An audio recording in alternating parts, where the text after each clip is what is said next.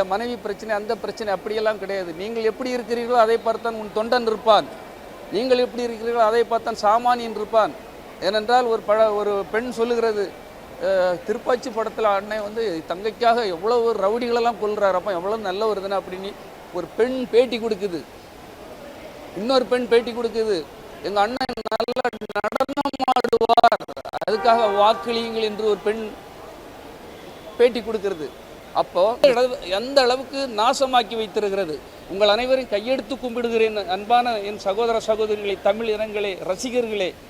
ஒரு நடிகரை நம்பி உங்கள் வாழ்க்கையை வீணாக்கி விடாதீர்கள். அரசியல் அது இது என்று ஆசை காட்டுவார்கள், நரம்பு புடைக்க பேசுவார்கள், கத்தி பேசுவார்கள், சிஎம் சார்பார்கள். சிஎம் அங்கிள்னி எவ்வளவு ஒரு முதலமைச்சர், அதாவது வாக்களித்து மக்களால் வாக்களித்து அங்கீகரிக்கப்பட்ட ஒரு முதலமைச்சரை எவ்வளவு அவமானமாக பேசுகிறீர்கள். நீங்கள் இதையெல்லாம் விட வேண்டும். பெண்களுக்கு பாதிப்பு சார், அது பெண்கள் இனத்தை பாதுகாக்க வேண்டும், பெண்கள் உரிமைக்காக போராட வேண்டும். எத்தனை தலைவர்கள் வந்தாலும் சரி, ஒரு விஜய் மாதிரி உள்ளவங்களே அந்த பெண்களுக்கு முக்கியத்துவம் கொடுக்கவில்லை என்றால், பெண்களுக்கு மரியாதை கொடுக்கவில்லை என்றால் அது எவ்வளவு பெரிய அவமானம் என்று நினைத்து பாருங்கள், எவ்வளவு பெரிய பின்னடைவு என்று நினைத்து பாருங்கள். அவரே ஒரு பெரிய ஒரு தலைவராக இருந்த பெண்களை பாதுகாப்பேன், பெண்களை பாதுகாக்க வேண்டும் என்று அரசுக்கு அறைகோல் கொடுக்கிறார்.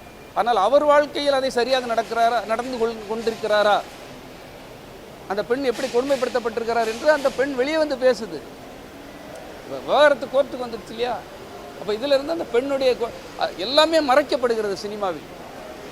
அதுவும் பெரிய நடிகர்களுடைய விஷயங்கள் அத்தனையும் அவர்கள் செய்ய தவறுகள்லாம் மறைக்கப்படுகிறது. அந்த பெண் வெளியே வந்து துணிச்சலாக வந்து பேசுனது, அந்த துணிச்சலாக வந்து அந்த கோர்ட்டுக்கு வந்தது உண்மையிலே பாரதி கண்ட புதுமை பெண் சங்கீதா என்று நான் சொல்லுவேன். பிளே ஸ்டோர் மற்றும் ஆப் ஸ்டோரில் இருந்து பாலிமர் செயலியை QR கோடு மூலம் பதிவிறக்கம் செய்யுங்கள். செய்திகளை உடனுக்குடன் பெறுங்கள்.